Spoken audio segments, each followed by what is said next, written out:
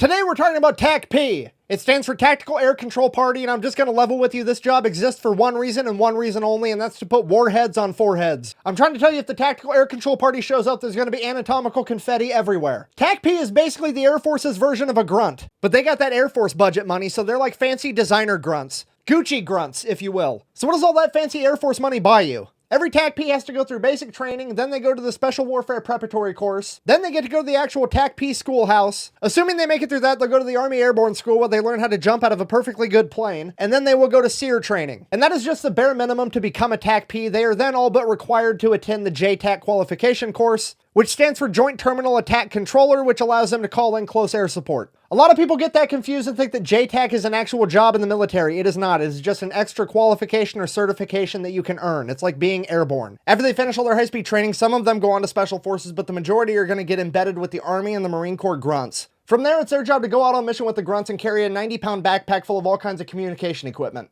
Everything from SATCOMs to radios, lasers for painting targets, laser rangefinders. Basically, he's there to translate all the ooga booga noises from the grunts into like math and science so the Air Force understands where to drop their bombs. So he's a grunt, but he's a nerd too. He's kind of like Donatello. Except when Donatello over here calls for fire, he's not just asking for your regular artillery or Yeetus Deletus. If Uncle Sam has it, this man can call for it. Whether we're talking about the A-10 Warthog, the AC-130, pretty much any type of bomb, and even naval bombardment. I'm trying to tell you, TACPs are not on the battlefield to unalive bad guys. They are there to erase terrain features that may or may not have bad guys on them. Here's what I need you to understand. This is the only man that's going to enable the Air Force to be able to save the grunts' lives if shit hits the fan. This man cares about his grunts the same way the grunts care about Doc. If you mess with this man's grunts, he's going to hit you so hard your eyes are going to be blue. One's going to blow that way, and the other one's going to blow that way. Because this man will hit you with a piece of ordnance that's got a price tag similar to that of the GDP of a small to medium-sized country. I can feel my taxes going up just thinking about it. And God forbid you shoot at Doc, because then you're really going to get the grunts and the TACP working together. The grunts are going to keep you where you're at with suppressing fire, while the TACP calls up the Air Force and tells them to drop something so bright it's going to sunburn your soul. And then a few minutes later, the last thing you're ever going to hear is a bunch of 20-year-old athletic alcoholics with machine guns singing, "Here comes the sun, fucking oh no." In conclusion, the Air Force doesn't have many grunts, but the ones they do have are absolute game changers. And when it comes to the TACPs, they not only pose a threat to the enemy, but to the terrain they reside on as well. Thank you for watching. Best way to support the channel is to go get some t-shirt or some merch at thefatelectrician.com. Quack bang, out.